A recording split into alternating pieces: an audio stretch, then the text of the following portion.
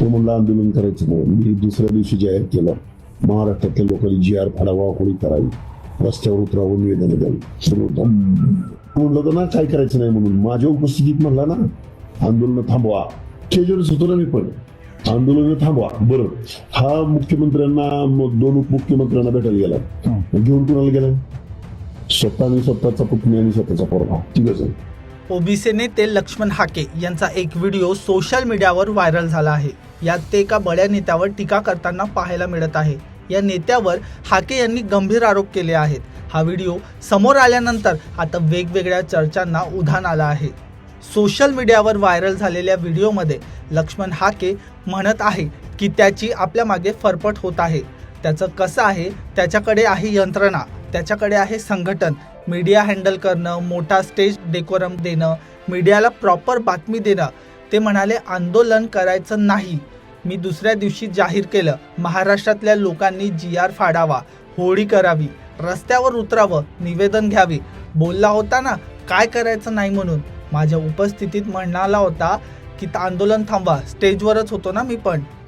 पुढे बोलताना हाके म्हणाले की हा मुख्यमंत्र्यांना 2 उपमुख्यमंत्र्यांना भेटायला गेलाय. घेऊन कोणाला गेलाय? स्वतःचा मुलगा आणि स्वतःचा पुतण्या, हे तिघेजण गेले आणि सभेत सांगत आहे की ते तिघेजण होते आणि आम्ही तिघेजण होतो. मला लय ते वाक्य खटकलं होतं, पण जाऊ दे म्हटलं. आपल्याला सॉफ्ट कॉर्नर फक्त. त्याला आपल्या मागे फरक व्हायला लागला. तर तिथे कसं आहे, त्याच्यावर हाही यंत्रणा, त्याच्यावर हा संघटन, मग ती मीडिया हँडल करणं, मग ते मोठा स्टेज डेकोरम देणं, मीडियाला प्रॉपर बातमी देणं, पब्लिक मॉक क्राऊड.